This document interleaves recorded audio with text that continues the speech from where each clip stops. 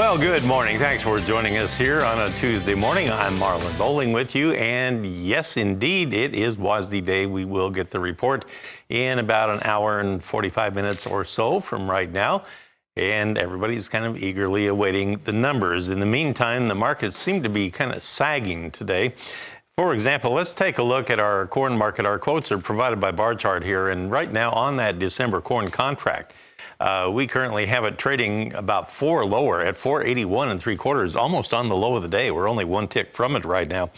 If you look at soybeans, here you have the November contract down 16 3/4 at 1352 1/4. It's like the market knows something. Why is it selling off like this ahead of a major report? We're down 20 cents off of our overnight high. Weird, huh?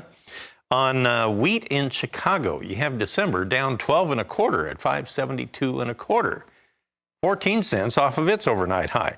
In Kansas City, now you have the December contract 13.5 lower at 710 1/4. It's on the low of the day and off of its overnight high by 16 cents. And spring wheat trade in Minneapolis has December down 2 3/4 at 764, also on the low of the day. What is going on in the grain markets? Why so much pressure? In cotton, we have December, the new crop month. It had been trading higher, and now it has flipped and gone lower. Now we're down 23 points at 87.55, 100 points off of its earlier high this morning. Wow, quite a turnaround here in the market action here this morning ahead of a major report. Kind of weird.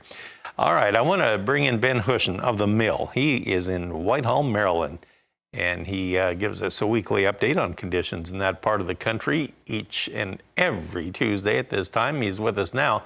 Ben, glad to have you with us here. Tim Ross and I were just talking a little bit ago about the weather that may be heading your way. He's pulled up a radar screen here. Looks like maybe you have some moisture heading your way. I don't know if it'll hold together or not. Do you need it or not there? Good morning, Marlon. Well, we kind of broke the heat wave over the weekend and the terrible long dry spell we were in.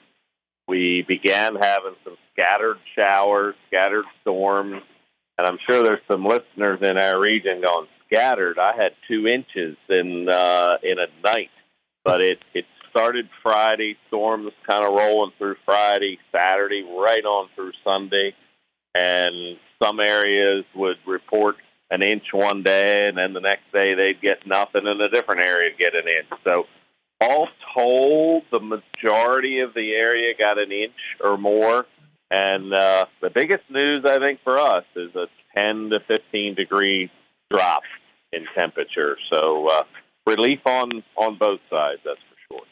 What are producers up to this week? Well, continuing to chop corn for corn silage for the dairy and beef operations.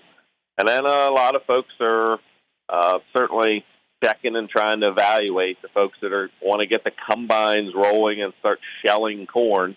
They're into a lot of fields, seen a little bit harvested, just I think to get the machinery, make sure it's ready.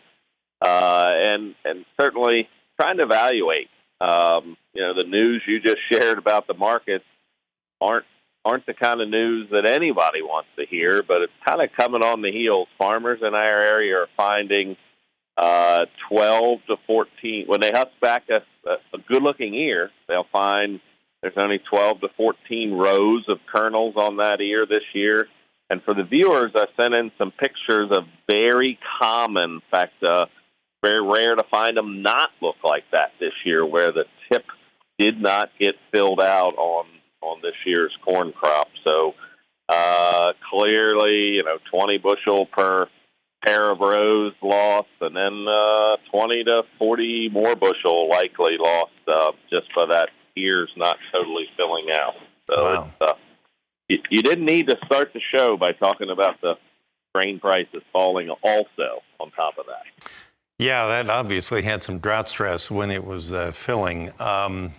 Quick question for you before I run out of time. Is Hurricane Lee supposed to give you any impact there or not? From what the local forecasters are saying, maybe some showers. So correct, no bad impact.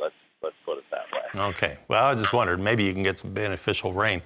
I appreciate the update. Well, thank you, Ben, for talking with us, and best of luck to everybody as they begin harvest in that area. Ben Hushn of the Mill, he's in Whitehall, Maryland with us, and we'll pause right here. We'll have a look at livestock right after these messages.